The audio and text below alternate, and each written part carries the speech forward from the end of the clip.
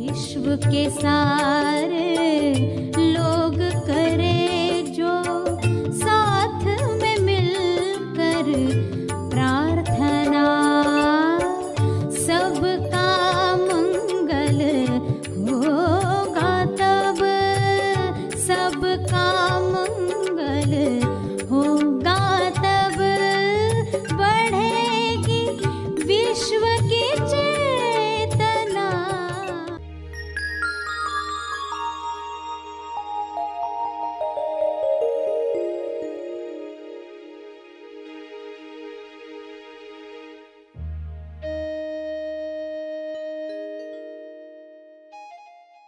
देखो, आप सभी इस मन से मुक्त थे।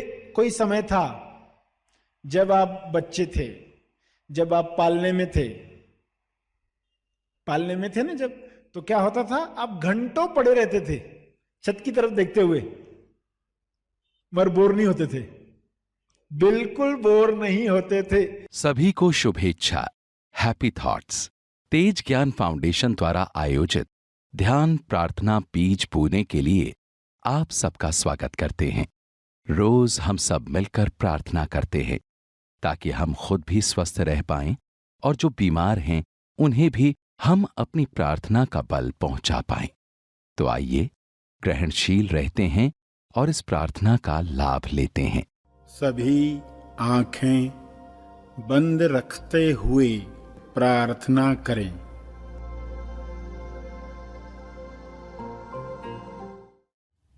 होश में सराबोर खोजियों सभी ध्यान करें। ध्यान प्रार्थना बीज बोकर सारे विश्व के लिए मुक्ति की प्रार्थना करें। हर विकार से मुक्ति की प्रार्थना, हर बीमारी से मुक्ति की प्रार्थना। शारीरिक बीमारी हो या मानसिक बीमारी हो, विश्व के सारे लोग मुक्त हो जाएं, ऐसी प्रार्थना करें। स्वयं के लिए भी प्रेयर जरूर करें कि आप जिस बीमारी से मुक्त हो चुके हैं सभी मुक्त हो जाएं। जिन बीमारियों से मुक्त हो रहे हैं सभी मुक्ति का आनंद लें। बोर्डम की बीमारी से लोग और नई नई बीमारियों को आमंत्रित कर रहे हैं, तो यह बीमारी जड़ से इंसान के अंतर मन से निकल जाए, ऐसी प्रार्थना करो। हे परमात्मा, आपकी रचनात्मकता हर इंसान के अंदर कूट कूट कर भरी हुई है। इस रचनात्मकता से, सृजनात्मकता से सभी अपने बोर्डम से मुक्त होकर विश्व कल्याण के लिए निमित्त बने। बोर्डम के साथ आने वाली बीमारियां, दुख, क्रोध समाप्त हो। यहाँ तक कि बोर्डम से लोग अपनी पहचान प्राप्त करने के लिए भगवान बुद्ध की तरह कदम उठाएं, स्वयं को पहचान लें, आत्म साक्षात्कार कर लें।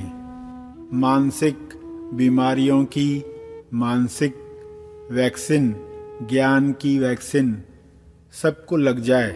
सभी आनंद से भरपूर होश में सराबोर होकर एक दूसरे की मदद करें और सेवा का आनंद उठाएं, संतुष्टि पाएं। ऐसा विश्व निर्माण हो सकता है।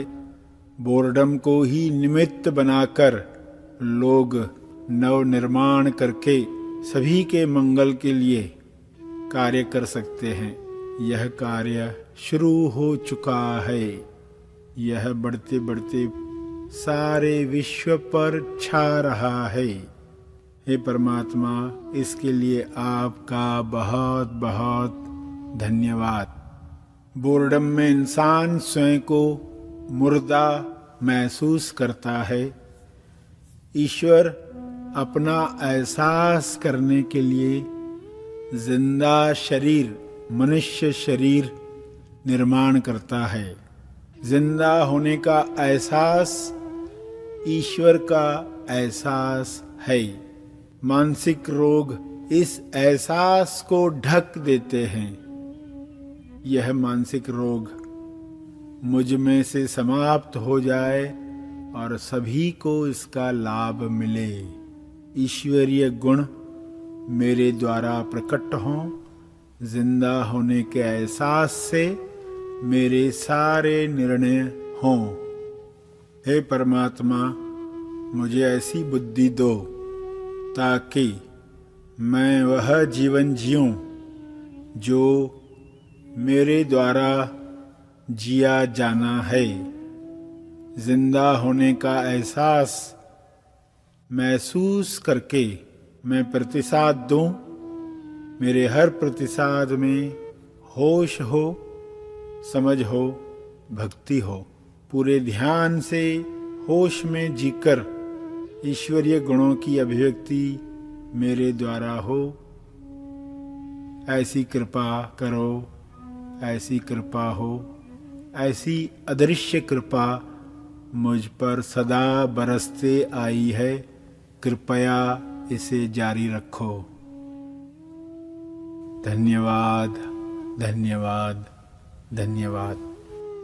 सुख और दुख के बीच में बोर्डम भी है तो जागृति भी है।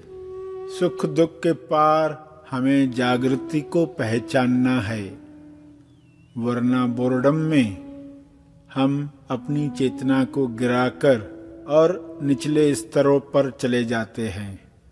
ऐसा विवेक सब में जागृत हो कि सुख दुख के पार परम अवस्था में हम जागृत हो जाएं। ऐसी शुभकामना रखते हुए प्रार्थना करें।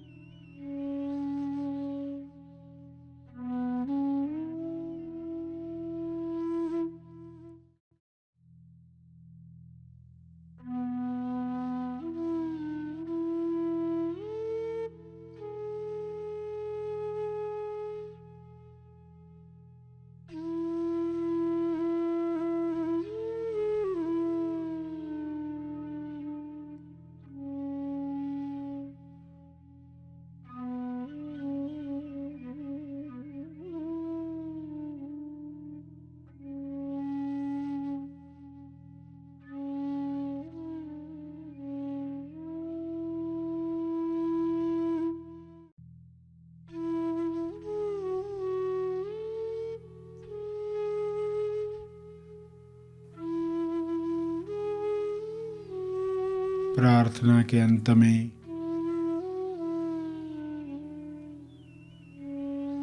अपने तप का बल, अर्जित बल लोक कल्याण के लिए समर्पित करेंगे।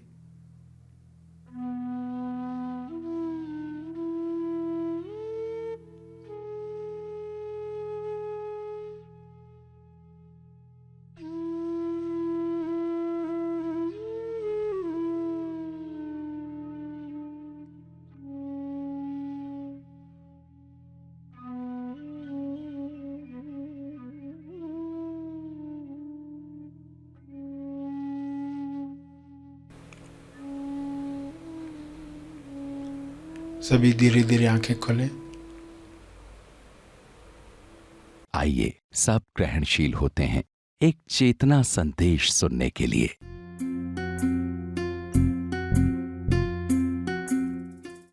देखो, आप सभी इस मन से मुक्त थे। कोई समय था जब आप बच्चे थे, जब आप पालने में थे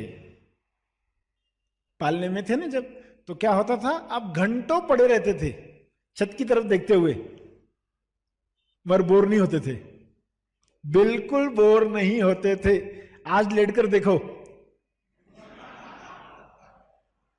2 मिनट हुए नहीं, 5 मिनट हुए नहीं, बोले ये क्या कर रहा हूं मैं, क्यों समय बर्बाद कर रहा हूं, चलो उठो कुछ करो। कोई तो उत्तेजना आए, कोई तो एक्साइटमेंट हो, बिल्कुल बैठ नहीं पाएंगे। छत की तरफ देखना बहुत मुश्किल है। अगर छत की तरफ भी देख रहे हो तो कुछ वहां पे भी चाहिए, कोई लिजर्ड हो, कोई मक्खी हो, कुछ तो हो ताकि मैं उसको देखूं, कुछ तो हलन चलन हो। ऐसे तो नहीं बैठ सकते। मगर बचपन में आप घंटों बैठे रहते थे और माँ बाप को लगता था शायद बच्चा बोर हो रहा है, और वो झुंझुना लेकर आते थे और ऊपर से हिलाकर दिखाते थे आपको। अगर बच्चा बोल पाता होता तो कहेगा कृपया ये बंद करो,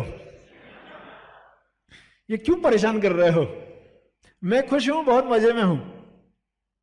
मगर बच्चा झुंझुना उसको दिखाया जाता है, क्यों? माँ बाप दरअसल उसे उत्तेजना देना चाहते हैं, उसको एक्साइट करना चाहते हैं कि वो बोर ना हो, मगर हकीकत में वो अपना बोर्डम दूर करना चाहते हैं। हकीकत कुछ अलग है। बच्चे को किसी एक्साइटमेंट की जरूरत नहीं है। माँ बाप उसके साथ बहुत बातचीत करते, तोतली भाषा में बात करते, उनको मजा आता है। वो अपना बोर्डम दूर कर रहे हैं और एक बीमारी दे रहे हैं उस बच्चे को। बच्चे को कैसे वो बीमारी लगती है जरा उसको समझे, क्योंकि ये मुख्य पहलू है। कैसे होता है ये कि जब बच्चे को बार बार ये याद दिलाया जाता है, आपने देखा होगा माँ बाप की भाषा, क्या कहा जाता है उसको कि अभी ये तारीख को तुम्हारा बर्थडे है। बर्थडे आने से कितने दिन पहले हम बच्चों को बताते हैं, अरे बर्थडे है तुम्हारा, मालूम है क्या, अब थोड़े दिन के बाद बर्थडे है तुम्हारा, बर्थडे है। अब बच्चों को 1 महीना 2 महीना पहले ही याद दिलाया जाता, बाकी थोड़े दिन, बाकी 15 दिन, बाकी 1 हफ्ता। तो बच्चा क्या समझता है कि खुशी जो है वो बर्थडे पर है। अभी हम नहीं हो सकते खुश, खुश होना है तो वो फ्यूचर में है। बच्चे को ये ट्रेनिंग मिलनी चाहिए कि अभी तुम खुश हो, क्योंकि माँ बाप को वो बीमारी है, उनको लगता है बच्चों को भी ये बीमारी है। वो उसके साथ वैसे ही बात करते, तुम्हारा बर्थडे आने वाला है, तुम्हारा बर्थडे आने वाला है। या बर्थडे तो 1 साल में 1 बार। छुट्टी के बारे में माँ बाप कैसे बात करते, संडे के बारे में बच्चे को कैसे याद दिलाते है, बाकी 2 दिन स्कूल जाकर आओ, फिर संडे है, तुमको छुट्टी है। ज्यादा खुशी तो माँ बाप को होती है, सुबह जो डब्बा बनाना होगा, नहीं बनाना होगा, थोड़ा आराम से उठेंगे, तो वो अपनी खुशी के लिए, अपनी एक्साइटमेंट के लिए कि अभी संडे को थोड़ा रेस्ट होगा, हस्बैंड को भी छुट्टी है, बच्चों को भी छुट्टी, थोड़ा आराम है, तो वो उस खुशी में बार बार याद दिलाती बच्चे को कल संडे है। तो बच्चा क्या सोचता है कि संडे कुछ ऐसी चीज है जो आनंद वाली चीज है। बच्चे को पहले कोई जरूरत नहीं है संडे की, उसके लिए सब संडे है, सब संडे है। मगर लोग उसको याद दिला दिला कर उसके दिमाग में भरते हैं कि कुछ मौके हैं जो खुशी के हैं, सभी मौके खुशी के नहीं होते। तो ये बीमारी लग जाती है। जब बच्चे को नई नई ड्रेस पहनाई जाती है, वो बच्चा ड्रेस उतारना चाहता है, ये पसंद नहीं है, अनकंफर्टेबल। मगर माँ बाप को लगता है अरे इस ड्रेस में तो परी लगती है, शहजादा लगता है, राजकुमार लगता है, वो ड्रेस ही वैसी है। मगर बच्चे को चुभती है, वो कहता है उतारो, ये नहीं चाहिए। मगर 2.5 साल 3 साल 4 साल का हुआ, फिर तो नई ड्रेस पहनने के बगैर बाहर ही नहीं जाता। अब उसको एक ट्रेनिंग मिल गई, अब वो फुल्ली ट्रेंड हो गया, क्योंकि माँ बाप ने बताया उसको बार बार, तुम इस ड्रेस में सुंदर लगते हो, तुम सुंदर हो, तो उसके दिमाग में जा रहा, ये बॉडी को जो बताया जा रहा, ये शरीर, यही मैं हूं, ये पक्का हो जाता है। आपको पता है, जब आप बच्चे थे, पालने में थे, 2.5 साल से पहले, आप अपने आप को शरीर नहीं मानते थे। आपको यही लगता था कि शरीर सब सामने है, इस तरफ कोई शरीर नहीं है। हर बच्चा इस अनुभव में है।